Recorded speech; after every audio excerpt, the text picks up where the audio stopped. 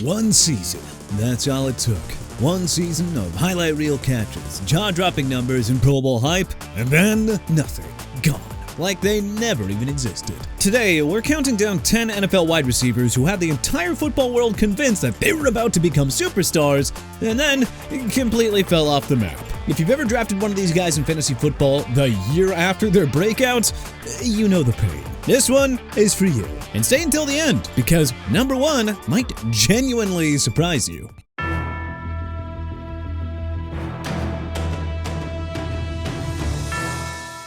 What's up, everybody, and welcome back to Total Pro Sports. Always great to have you here. If you're new, hit that subscribe button and join the family. We drop NFL content constantly, and trust me, you don't want to miss what's coming. Now hit that like button if you're ready, because today, we're diving into one of the most brutal and heartbreaking phenomena in professional football.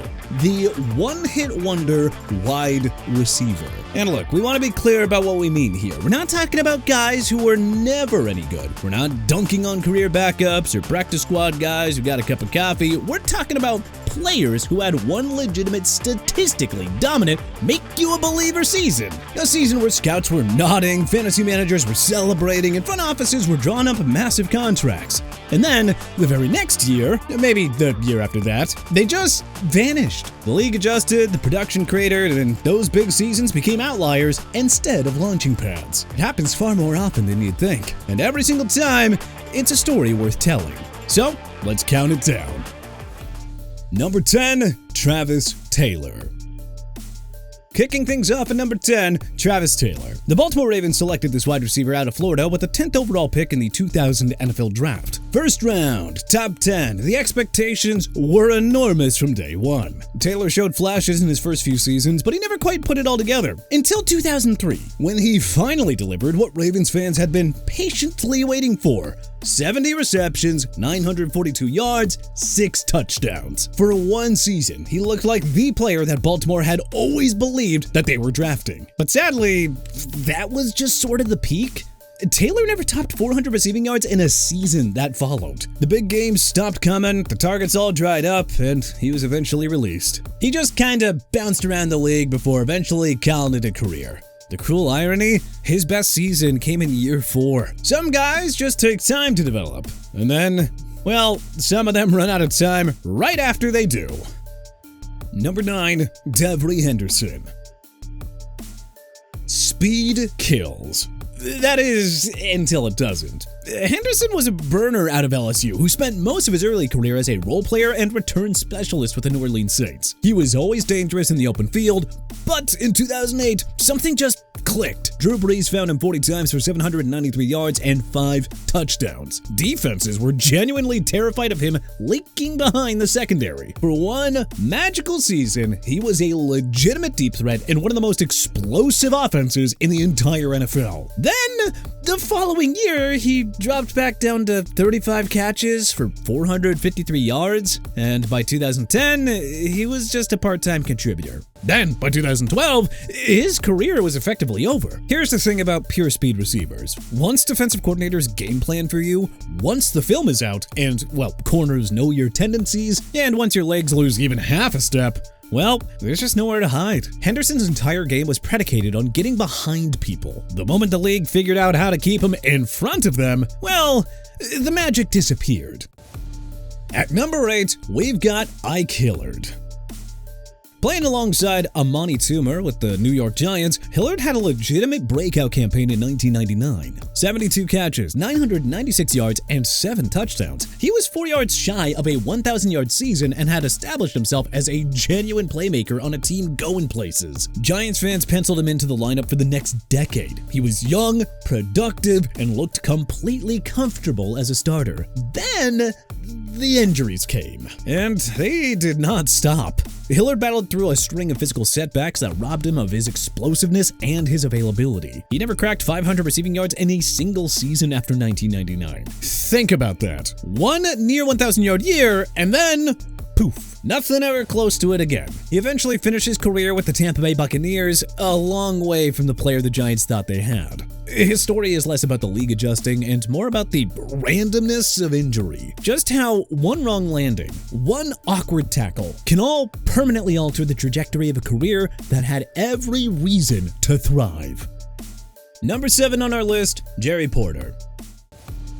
The Oakland Raiders wide receiver had what genuinely looked like a superstar breakout year in the 2005 season. 74 catches, 942 yards, and 9 touchdowns. He was a big, physical receiver who won contested catches and generated yards after contact. He looked like the kind of player you build an offense around for the next decade. Raiders fans were excited. The league was on notice. Then came front office drama. Feuds with coaching staff, a suspension, a total implosion that had nothing to do with his talent and everything to do with the chaos around him. And, well, some of the chaos within him. Porter played only scattered games of note in the following seasons and never came anywhere close to replicating that 2005 output. He then signed with Jacksonville, tried to revive things, and eventually faded out. His case is a reminder that football is a team sport in every sense. And when the organization around you is, well, dysfunctional, even legitimate talent can get swallowed up.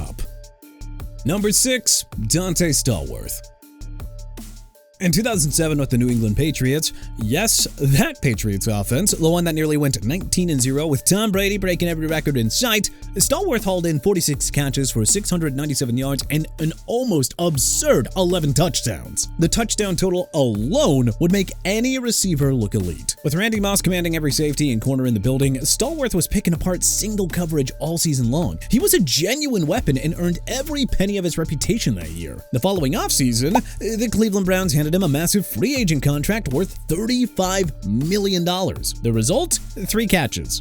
Yeah, in the entire 2008 season with Cleveland, Dante Stallworth caught 3 passes for 46 yards and played only 8 games. It was one of the most jarring single-season collapses that you can find in the NFL history books. The lesson here is hard but important. Context is everything. Systems really matter. Quarterback really matters. When you go from Tom Brady and the greatest offense of a generation to a struggling Cleveland Browns squad, don't be surprised if the numbers don't follow you. Stallworth's talent was real. The situation in New England was just not repeatable. At number 5, David Gibbons. Another Patriots receiver on this list, and honestly, that is not a coincidence. The New England system was incredible at making receivers look way better than they actually were. Gibbons was a legitimate contributor during the dynasty years, but his true breakout came in 2004. 56 catches, 874 yards, 3 touchdowns. He was reliable, smart, ran clean routes, and had genuine chemistry with Brady. The Tennessee Titans looked at that production and rewarded him with a massive free agent deal worth up to $24 million. Huge payday, fresh start, a whole new chapter. He played 4 games in his first Tennessee season before a serious knee injury ended his year. He managed 6 games the following year before another injury struck and ended his NFL career entirely. David Gibbons never played another snap in the league. One of the most heartbreaking entries on this entire list because there was no failure of talent, no drama, no system mismatch, just a body that couldn't hold up when it mattered most. Football is violent and random, and sometimes the cruelest outcomes have nothing to do with anything a player could control. Number 4, and this is a name even hardcore NFL fans might need a second to place, Sammy Stroughter. In 2009 with the Tampa Bay Buccaneers, Stroughter had a legitimate, eye-opening rookie season. 56 catches for 680 yards, flashing open field instincts and route-running ability that had people genuinely excited about where his career was headed. For a young receiver coming out of a smaller program, those numbers were impressive. Tampa Bay looked like they had found something genuine. The following year, 3 catches for 26 yards. Yeah, that's something. 3 catches. Whew. The year after that, he was out of the NFL altogether. His rookie season now reads almost like a statistical anomaly when you look at the rest of his career. What happened? Well, the league happened. Defensive coordinators studied his tendencies, corners stopped giving him free releases, and Stroughter couldn't make the adjustments fast enough. It is, without a doubt, one of the most dramatic, single-season disappearing acts that you'll find in recent NFL history. Oh yes, number 3 is Freddie Mitchell, aka FredEx. And if you watched Philadelphia Eagles football in the early 2000s, you already have a strong feeling about this man. The Eagles selected Mitchell in the first round of the 2001 NFL Draft, and in 2002, he assembled a genuinely solid season. 55 catches, 750 yards, and 6 touchdowns. More importantly, though, he made one of the most memorable catches in Eagles playoff history, hauling in that miraculous reception on 4th and 26 against the Green Bay Packers to keep Philadelphia's season alive. In that moment, FedEx became a legend. What followed was one of the most spectacular collapses, though, both on and off the field. His production fell off a cliff almost immediately. He feuded openly with the organization, he made bizarre and boastful quotes to the press, he called out opposing players by name before games in which he contributed almost nothing. He thanked his own hands in a post-game conference. So, it shouldn't be that surprising that he was released after the 2004 season. He did attempt to come back with Kansas City, but that just kind of went nowhere. And after that, he never played a meaningful NFL football again. The talent was very real. I mean, heck, that 4th and 26 catch kind of proved it forever. The rest of it, though, not so much. Number 2, Mike Williams, Detroit. Mike Williams was supposed to be Detroit's next big-time weapon after dominating at USC, but his NFL career never came close to matching the hype. After sitting out the 2004 college season due to eligibility issues, Williams still went 10th overall to the Lions in 2005, joining a receiving corps that already included Charles Rogers and Roy Williams. But his lack of speed, conditioning concerns, and struggles separating from NFL defenders quickly became major problems. He lasted only 2 seasons in Detroit, catching just 37 passes before bouncing around the league. For a player once viewed as one of college football's most unstoppable wideouts, Williams became one of the clearest examples of a receiver whose peak came before the NFL ever really began. And at number 1, Kelly Washington.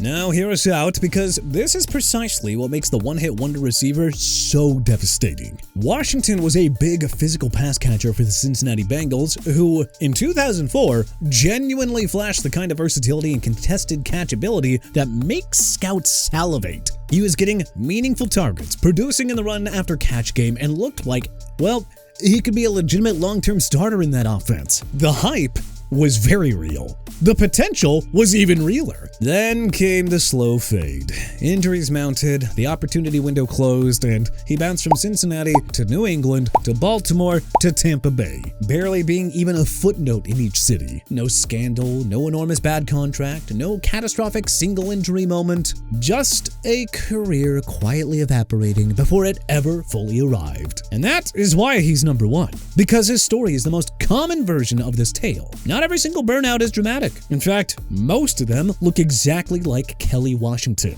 a guy who showed you just enough to believe and then disappeared before you could prove yourself right. And there you have it. 10 wide receivers who gave us one breathtaking season and left us wondering what went wrong. The NFL is genuinely brutal. Putting up elite receiver numbers for a single season is hard enough. Sustaining that production year after year against defensive coordinators who have your entire game on film in front of fan bases that expect you to be on your best every single season, every single time? Well, that's what separates the legends from the footnotes. And most players, no matter how talented, end up in the footnotes. Every name on this list had a real moment, a real season where the game looked easy and the future looked bright. But that's what makes these stories worth telling. Not to mock them, but to appreciate just how hard this game actually is. But now we want to hear from you. Drop a comment below and tell us who we missed. Who's the biggest one-year wonder in NFL wide receiver history that didn't make our list? Subscribe if you haven't already, turn on notifications so you never miss an upload, and we'll see you in the next one. This is Total Pro Sports, always bringing you the best.